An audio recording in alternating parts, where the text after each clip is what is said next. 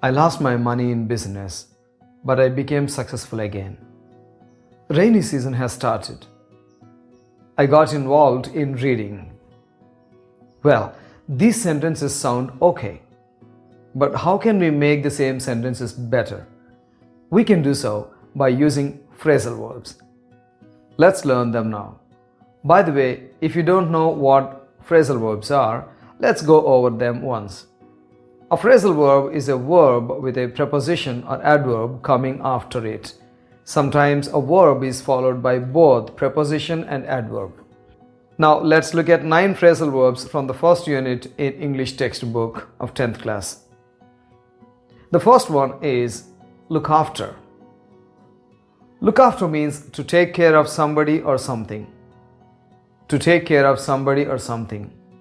Okay, let's look at a few examples. In fact, 3 examples for each phrasal verb.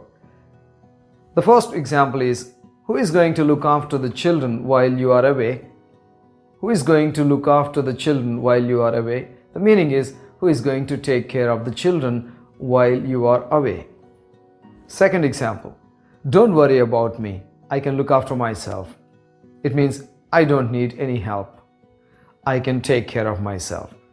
Don't worry about me. I can look after myself.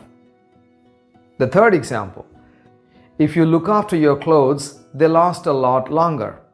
If you look after your clothes, they last a lot longer. It means if you take care of your clothes, they last longer time. Now let's look at the second phrasal verb, that is bounce back. Bounce back. Let's look at the meaning now. It means to become healthy, successful, or confident again after being ill or after having difficulties. Now we do have certain difficulties. We do get illnesses. Now after recovering from those illnesses or after recovering from those difficulties, we become successful, we become healthy again, we become confident again. That is bouncing back. Bounce back. Let's look at a few examples now. The first one, the company had a lot of problems in the past, but it bounced back. The company had a lot of problems in the past, but it bounced back. The second example, children often seem to bounce back from illness more quickly than adults. That's true. Children often seem to bounce back from illness. It means they recover from illness more quickly than adults do. Let's look at the next example. And this one is, we lost 2 or 3 early games in the World Cup, but we bounced back. We lost 2 or 3 early games in the World Cup, but we bounced back. Okay, let's look at the third phrasal verb, that is pull through. Pull through. It means to succeed or to become successful in doing something which is very difficult. To succeed in doing something very difficult. Pull through. Let's look at examples. It's going to be tough, but we'll pull through it together. It's going to be tough, but we'll pull through it together. So we'll succeed in getting over that problem, in coming out of that problem. Next example. He pulled through after the accident. Maybe after the accident he suffered a lot. Maybe he had an illness or something and he pulled through after that. He recovered from it. And let's look at the next example. Nick managed to pull through adverse conditions. Nick Vujicic managed to pull through adverse conditions. You know, adverse conditions are difficult conditions, difficult situations. So he succeeded after getting over all those conditions, all those problems. Now let's look at the next phrasal verb, the fourth one, that is speed off. Speed off. To go quickly in a vehicle. To go quickly in a vehicle. Let's look at examples here. The actress then sped off in a waiting car. The actress then sped off in a waiting car. It means here she went away from there very quickly in a car. And another example. The girl saw Nick Vujicic do 360 and sped off from there. The girl saw Nick do 360, means he turned 360 in the car seat, and the girl sped off from there. Means she went away from there in a vehicle. Now the next example. They sped off to get help. They sped off. They moved away from there in a vehicle to get help from somebody. They sped off to get help.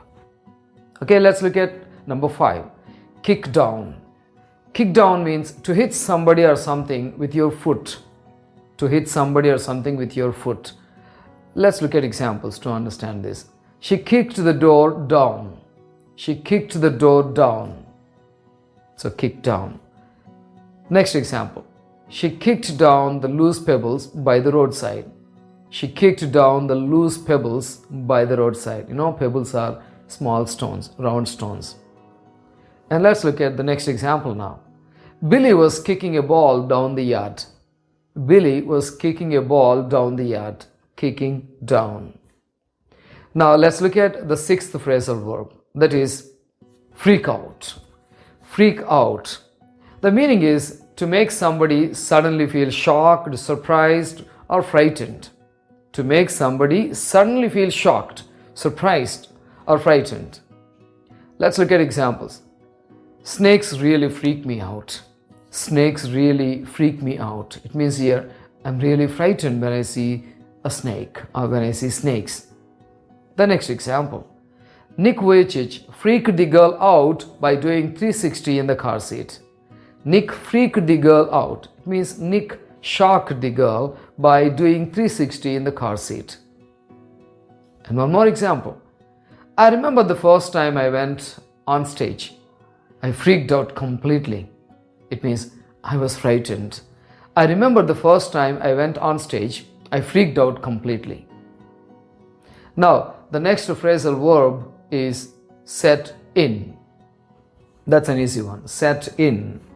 Now, we use this phrasal verb set in when we talk about rain, bad weather, or infection in the body, etc. The meaning is to begin and seem likely to continue. Now, sometimes we notice something and we also think that it may continue longer time. So then we use this set in. Let's look at examples. Remember, we can use this set in when we talk about rain, bad weather, or infection. Okay, first example. Winter seems to be setting in early this year. Winter seems to be setting in early this year. It means winter seems to be starting early this year.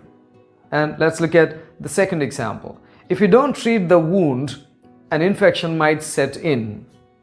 Means here an infection might begin to develop in the body. If you don't treat the wound, an infection might set in. Okay, now let's look at number 8. The 8th phrasal verb is run over. Run over. The meaning is to hit or hurt someone. To hit someone or to hurt someone, especially by making a vehicle go over them. Okay, let's look at examples now. Challenges do not run us over. They help us get better. Of course, there is no vehicle involved here. Challenges do not run us over. It means challenges do not hurt us. In fact, they help us get better. After facing challenges, we get better as human beings. The second example. He was run over by a bus as he was crossing the road. He was run over by a bus as he was crossing the road. And the third example. The old woman was run over by a car outside her house. The old woman was run over by a car outside her house. Okay, and the final one today, that is get into, is the 9th one. Get into. The meaning is to begin to be involved in doing something. To begin to be involved in doing something. And if you look at examples, you'll be able to understand this better. The first one. How did you first get into script writing? Writing script. Maybe for movies or things like this. Maybe for your website. How did you first get into script writing? It means here, how did you begin to be involved in that activity? The second example is, she was starting to get into politics. She was starting to get into politics. Maybe she started showing interest or she started trying to be involved in politics. So she was starting to get into politics. And the third example, Nick got into football and skateboarding. Nick got into football and skateboarding. It means Nick began to be involved in football and skateboarding. So I hope these examples are enough for you to understand all the phrasal verbs that I have discussed. Thank you very much for watching. I'll see you in my next video.